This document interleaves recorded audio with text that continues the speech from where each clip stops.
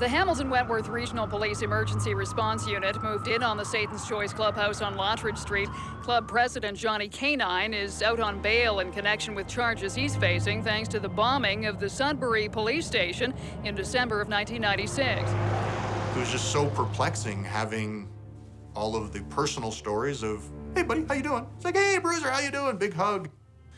And then you get your stepdad going, is this your friend? And I'm like, yeah. My friend, the man that tried to blow up a police station in Ontario. You ain't true no crew. This is my crew. I'm true the crew. You're gonna go down, you punk, just like Macho Man. You punk scum. Wrestler Johnny 𝘛𝘪 was a complex man. In the ring, he played a vicious heel. To his fellow wrestlers in the locker room, he was a big-hearted teddy bear. But away from the ring, he led a life of violence and mayhem that was shockingly real. I tried to give him advice about not being in crime, to take full advantage of the wrestling. He wouldn't listen. He could be laughing so hard that you think he's gonna pass out, and the next thing you know, he might have somebody by the throat, and you're thinking, okay, I'm about to witness like a pretty heinous crime here. He loved wrestling and was known for that, but locally he was also known as this tough kid who'd grown up on the wrong side of the law. He made money legally, and then he dipped his foot in crime. So there was this balance of, legal and illegal activities. This is Johnny 𝘛𝘪. Is there a reason for that name? It's a long story. I used to work in a bar. One time I got arrested. I had an assault police charge. And they threw me in the back of a paddy wagon. And I was looking, I saw a dog car come up, and I seen 𝘛𝘪 and go, that's the name I'm gonna use when I go in the ring, because I'm a dog.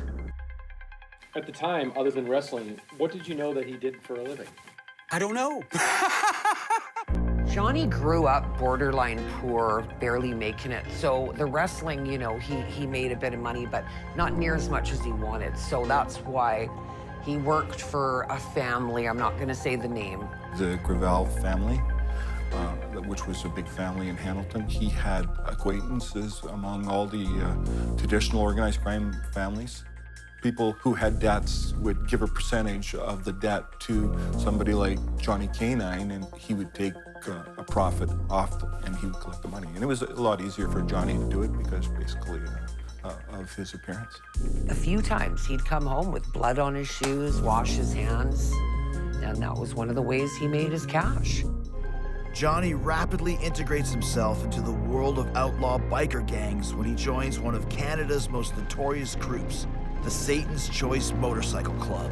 I guess they proposed the offer of him opening up a chapter in Hamilton, and he jumped right on it. Johnny was right away elected as the president, and he ran the show there. Nobody that I know of ever came up that fast. Even though I didn't like it personally, I understood. Because if you wanted to look at the big picture is money.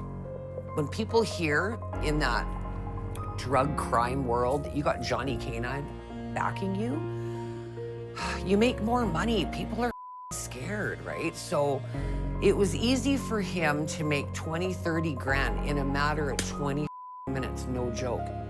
Well, Johnny had heat written all over him. Extorting bars and restaurants in your hometown. The cops are called. It was decided that some attention has to go on this new chapter. So I was assigned to Hamilton and the Johnny 𝘛𝘪 investigation.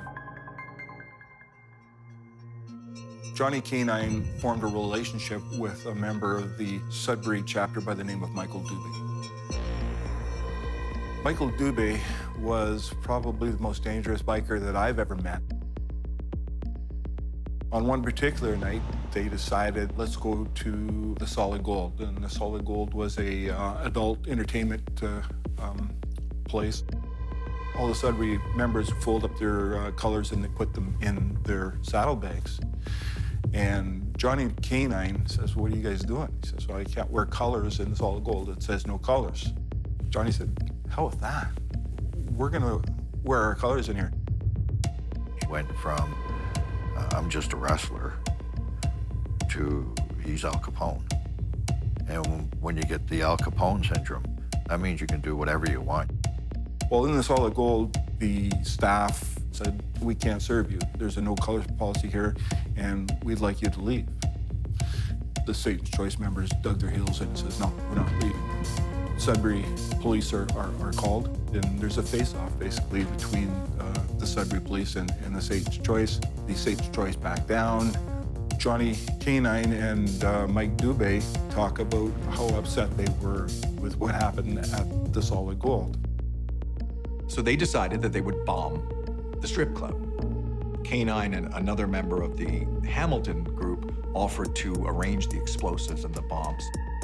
Johnny doesn't know there's been a change in the plans, and Michael Dubé decides that this bomb is not going to go to the Solid Gold. He decides that this bomb is going to go to the Sudbury police station. So they went and they put the bomb in an alley beside police headquarters, and it blew a hole in a brick wall.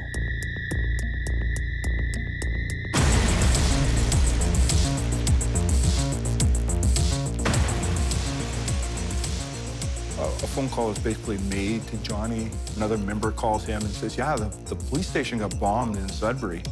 You could tell in this conversation that Johnny's confused. He didn't know he was manipulated, I think, until the downfall. Several months after the police station bombing, law enforcement prepares for an elaborate takedown of Satan's Choice. This is getting into 1997, so we have a lot of the members in Hamilton on narcotics charges, on extortion charges, collecting money, plus we also have the bombing. Now, when we go into the Hamilton clubhouse, they did everything they could to prevent us from coming in, and that was all Johnny's doing. He put barriers in front of doors so we can't ram doors and things like that, so we had to blow a hole in the wall to enter the building. So they're coming in with flashbangs, laser sights. So next thing you know, we're in bed, and I thought there was a hit. I thought gangsters were coming into the house to kill us. Then I realized, I looked, I could see all the boots. 50 SWAT team members came bursting into our home.